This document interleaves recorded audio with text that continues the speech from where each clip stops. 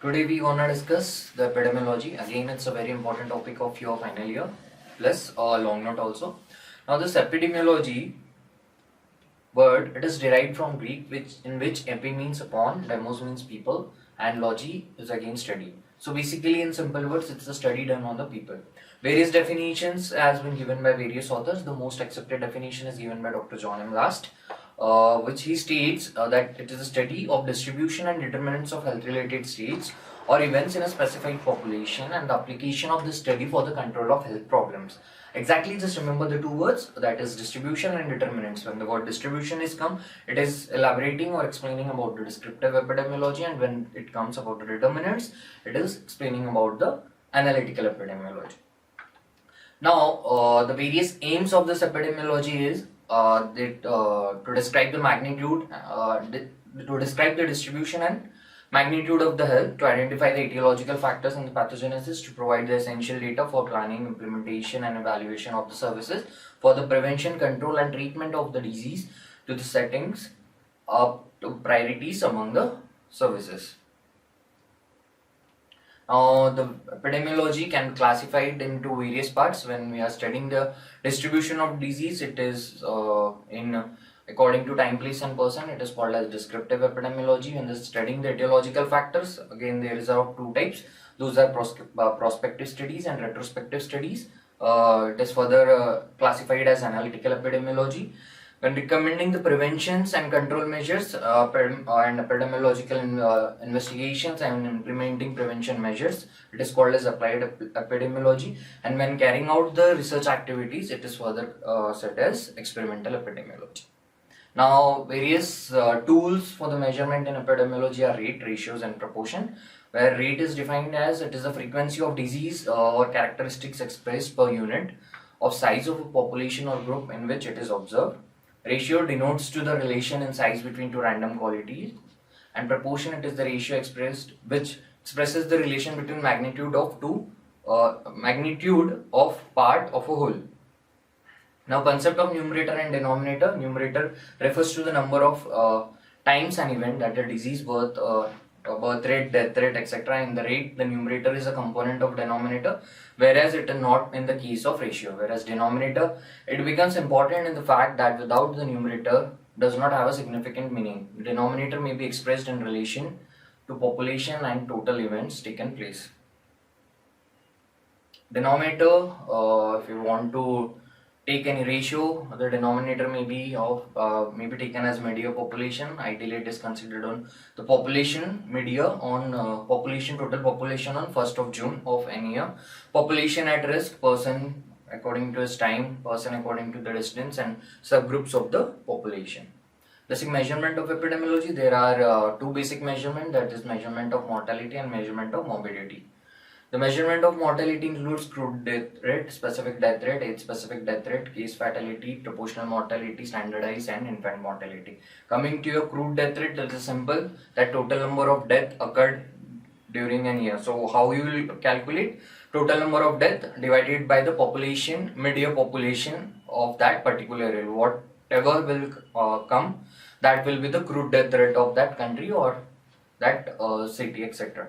Specific death rate during a specific period, or suppose you want to know the total death rate in the month of August. So you have to calculate the total population in the month of August, then calculate the total death rate in the month of August, divide it, and you will get the specific death rate. At specific death rate, again, some like 45 to 60 years, you want to calculate how many death occurs in a particular year. You have to divide that and multiply it by 100, so that the fraction, to avoid fractions, you will get exact amount of age specific rate. Case fatality rate, again, the how many disease at particular time caused that death will be calculated as case fatality. Proportional mortality, particular disease, suppose death due to TB or tuberculosis, upon the total number of various disease multiply by 100, you will get the proportional mortality rate. Then there is standardized rate. Again, the standardization in the rates have been done. Infant mortality rate is the total number of death of infants in a particular year, can be calculated using infant mortality rates. Factors affecting the mortality rates are birth rate, density of population, geographical variation, season, epidemic experience, and secular variations. Measurement of morbidity. Morbidity is defined as any departure, subjective or objective, from a state of physiological being. The measurement is based upon a person who are ill, illness or disease, and the duration of this illness or disease. Uses of morbidity data. It is used to extent and nature of the to know the extent and nature of the disease in a community, more comprehensive and more accurate and clinical relevant information on the patient characteristics, starting point for the etiological studies, and then monitoring and evaluating the disease control activities. Coming to the two basic measurements of morbidity, there's our incidence and prevalence. Again, this is very important. It can be asked in the Viva, plus it can be asked as a short note. Incidence is the number of new cases of a specific disease in a particular time or a particular period. Expressed as rate, cases per population per time. Incidence is equal to number of new cases of a specific disease. Just remember the word new, IN. After incidence there is word N, so it will be easy to remember the word new.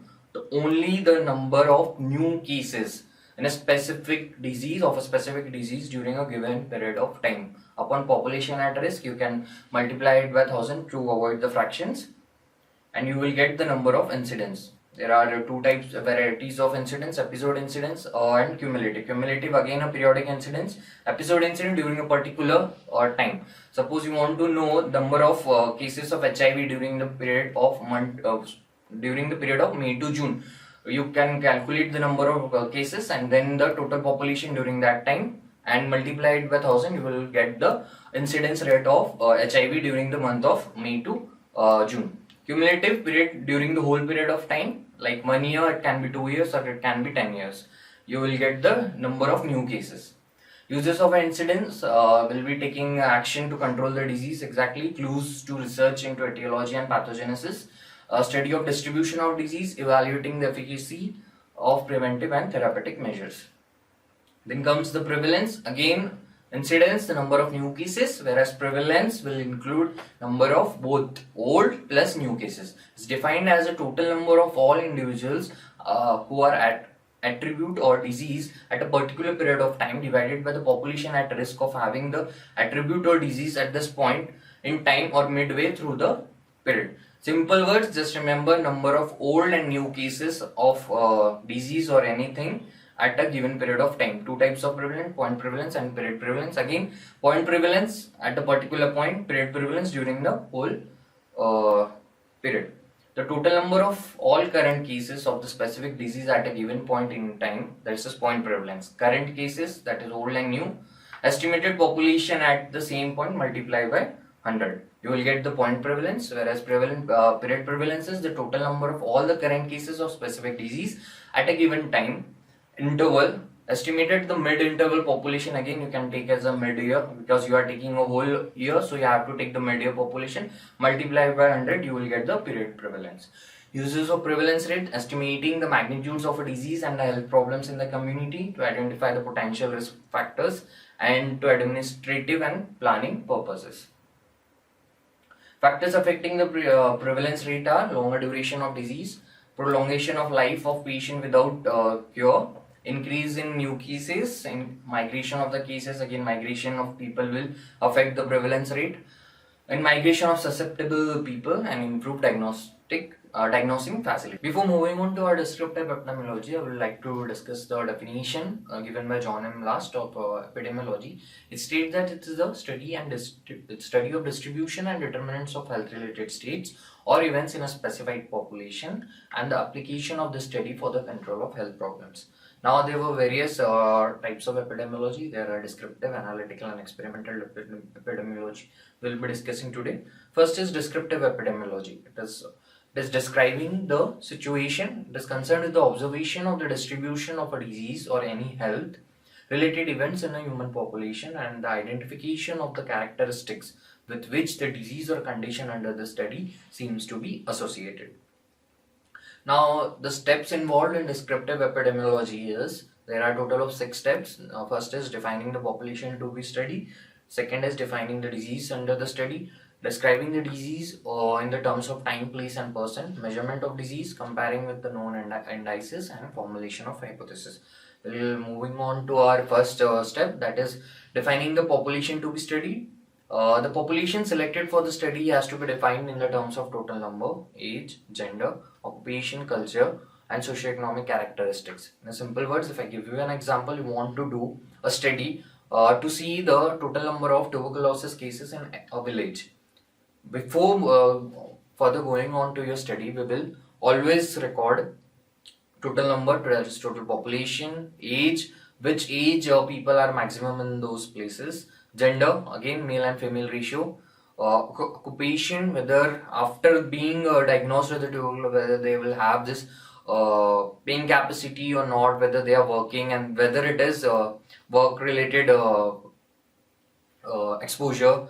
Then there is culture and socioeconomic characteristics, again paying capacity, whether the cost effectiveness can be considered among the population. That's why before moving on to any further study, we have to define the population on which we will be doing our study. Next is then again the population selected for the study should always remain stable. Exactly, there should be no migration or into the area or out of the area. Presence of health facilities in close proximity to the community which can cater to the patients requiring medical services. Exactly, if you're diagnosed with something very major, there should be a hospital or a health center at nearest place. Next is defining the disease under the study. Disease needs to be defined with an operational definition. Again, disease will have its normal, and next is operational definition. You can see an example, the tonsillitis, inflammation of a tonsils caused by infections, usually with Streptococcus pyogenes. This is the operational definition. It is explaining that inflammation of a tonsils by infection usually caused with Streptococcus mutans. This is their operational definition. Whenever the disease under the study you are studying, you need to elaborate about the operational definition. Operational definition will be presence of enlarged red tonsils with a white exudate, which on throat swab culture grows predominantly as a Streptococcus pyogenes. Now, this is the operational definition, and previous one was the normal definition. See, the presence of enlarged red tonsils with a white exudate, which on throat swab cultures grows predominantly by Streptococcus mutans. Whereas in first definition, Streptococcus pyogenes was mentioned, they only mentioned the inflammation. Whereas inflammation, enlarged red tonsils with white exudate, everything has been mentioned in the operational definition. Now third is describing the disease under the study. It can be according to your time, it can be according to your person, and it can be according to your place. According to time distribution, there is short-term fluctuation, long-term fluctuation and periodic fluctuations. First is short-term fluctuation. There are three major types of epidemics. The best example of this short-term fluctuation is epidemics, common source, propagated epidemics and slow and modern epidemics. And common source, single exposure or point source epidemics, whereas second is continuous or multiple exposure epidemics. Whereas propagated, you have person to person, arthropod to vector, animal reservoir. Arthropod is again some flies or mosquitoes, infection caused through them. Animal reservoir, again the animal associated disease, and from person to one, it can be communicable diseases. Single exposure, one person is affected, then he is exposed. Like the best example is of HIV. Continuous or multiple exposure, for example, if you are having a food which is already poisoned, or a food which is not healthy, and continuously many people from many days are having that food, this will be the best example of multiple exposure. Next, third is that is slow or modern epidemics. Examples are HIV and AIDS. Common source epidemics, I've elaborated the examples, so we'll discuss single exposure, response of group of people or to a source of infection or contamination, that the food, that example of food poisoning. Continuous or multiple exposure, contaminated water if you are drinking from a contaminated source. Propagated epidemics is most often to an infectious origin and results from person to person transmission of an infectious agent. Epidemics of hepatitis. Then there are seasonal variations. Examples: measles and varicella mostly in spring. Summer we will have GIT infections. Cyclic trends: measles every 2 to 3 years. In a pre-vaccination era, rubella every 6 to 9 years, and influenza in 7 to 10 years. Then there are long-term and secular trends, changes in the occurrence of the disease over a long period of time, generally several years or decades. Example: coronary heart disease, lung cancers, and diabetes. Then third is according to place distribution, internal variations. Pattern of the disease occurrence varies from country to country. Yeah, exactly. Japan is there is high prevalence of stomach cancer, cancer of oral cavity, and uterine cancer. In India, there is high prevalence. Breast cancer is lowest prevalence in Japan and highest in US or in Western countries. Then there are natural variations, rural, urban variations.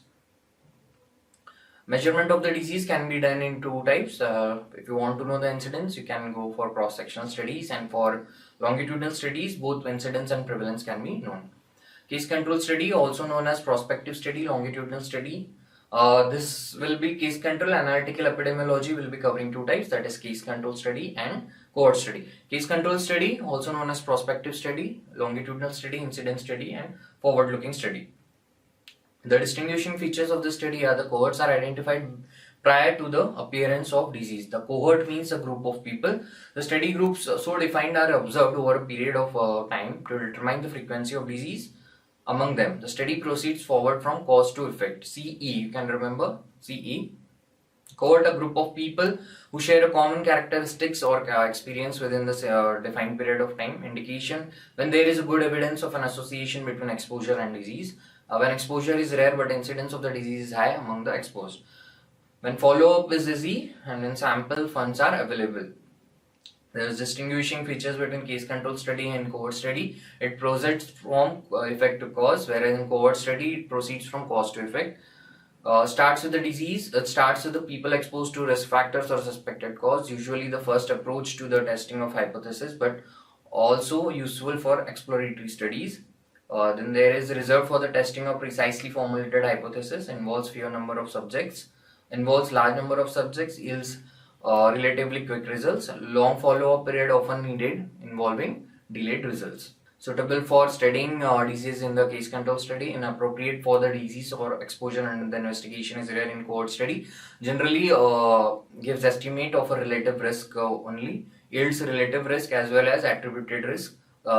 Cannot yield information about the disease other than that is selected for study. Can yield information about more than one disease. Relatively inexpensive, whereas cohort study is expensive. Coming to our cohort study, there are three types: prospective cohort studies, retrospective cohort studies, and combination. Prospective, outcome has not yet occurred at the time of investigation begins, whereas in retrospective, outcomes are already occurred. And combination, cohort is identified from the past record, like hospital records is assessed for the date of outcome. Now the elements of cohort study are: selection of the study subjects, obtaining data on exposure, selection of comparison groups, follow-up, and analysis. Now how the cohorts and the samples are selected. The study subjects are selected from a general population when the exposure or cause of the death is fairly frequent. From a special group, there too from a select group or from the exposure groups. Obtaining data on exposure, cohort members, personal interviews or mailed questionnaires, review of records, dose of radiations, kinds of surgery, details of medical treatment. Medical examination, blood pressure, serum, cholesterol, or ECG. From this we can record. Environmental surveys, information on exposure levels of the suspected factor in the environment where the cohort is lived. Selection of comparison groups, internal comparison, external comparison, comparison with the general population. In internal comparison, according to the degrees of level of exposure. External comparison can be done from smokers and from non-smokers. And comparison with the general population, mortality experience of an exposed group compared with the mortality experience of a general population. Then the fourth is follow-up. Periodic medical examination of each member of a cohort is done. Reviewing physician and hospital records. Routine surveillance of the death is recorded. Mailed questionnaire, telephone calls, periodic home visit is done. Analysis. The fifth is you can see the risk factors in the tobacco: present chewers and non-chewers. Developed oral cancer, there are 45. Did not develop, this is the example given. Total number is among 10,000. The incidence rate among this can be calculated as 45 by 10,000. You can get the incidence rate, that is 4.5, that is number of new cases. And among non-achievers, the incidence rate is fairly low, that is 0.5 percentage.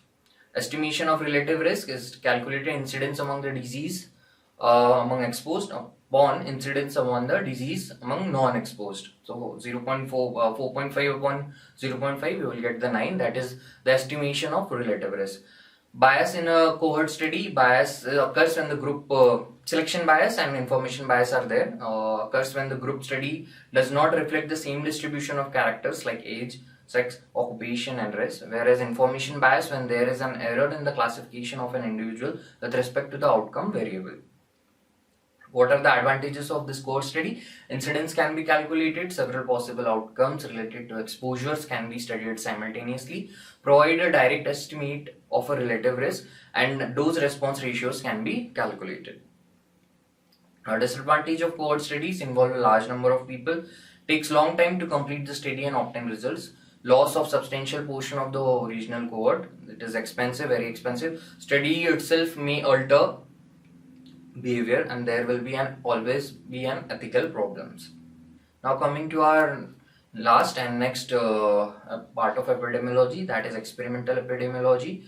What are the aims of this epidemiology? To provide a scientific proof of an etiological or risk factors which may pervade the modification or control of those disease.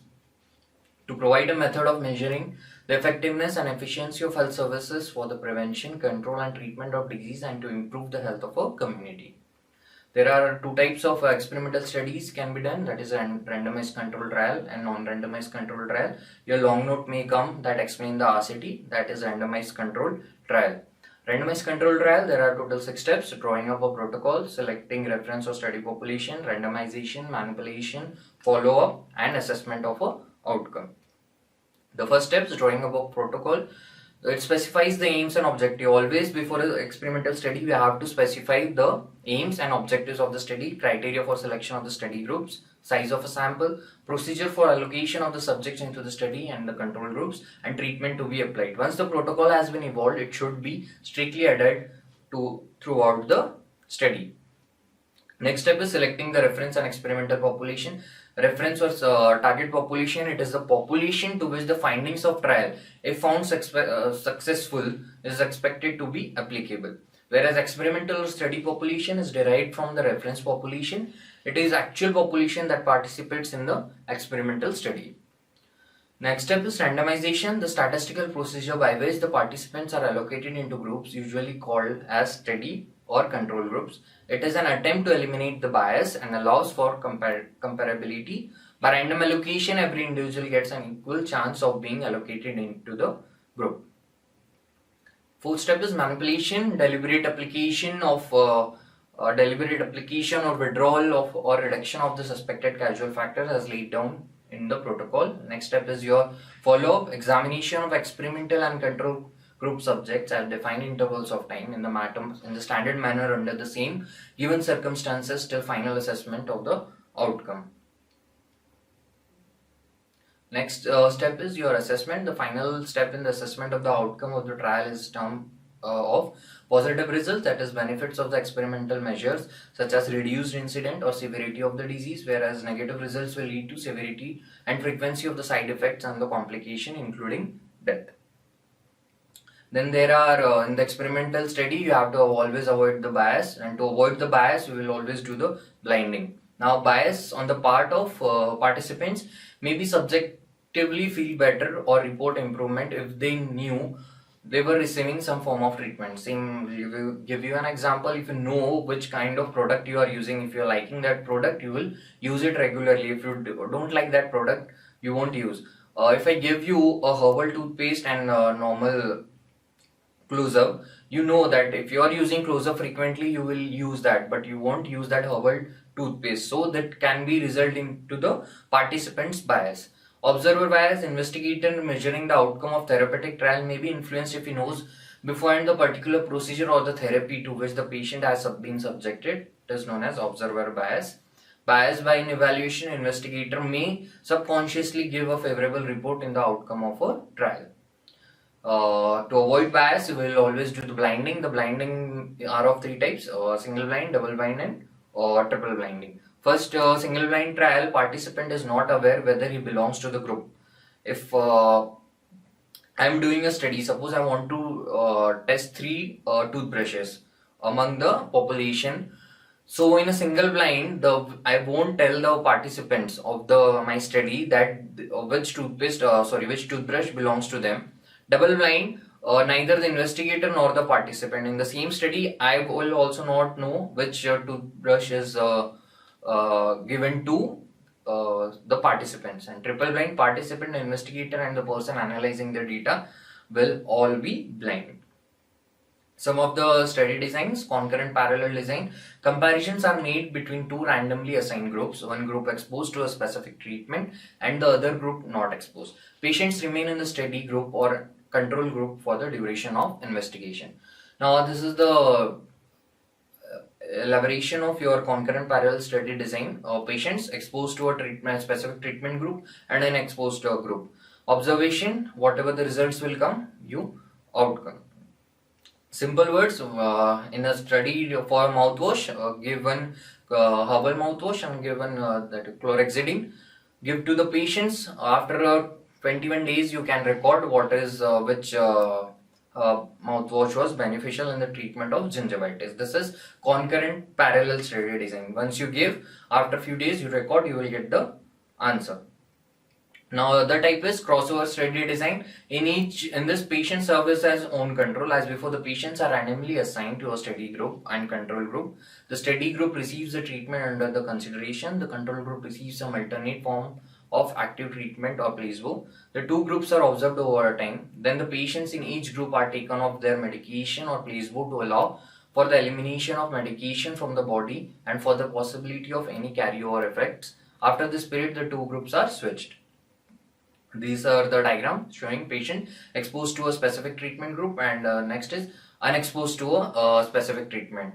You have crossed over the study, then you have compared the outcome exposed and unexposed for the treatment. Advantages of crossover study: all patients received the new therapy, economizes the study on the total number of patients required at the expense of the time necessary to complete the study. This method of study is not suitable if the drug of interest causes the disease, if the drug is effective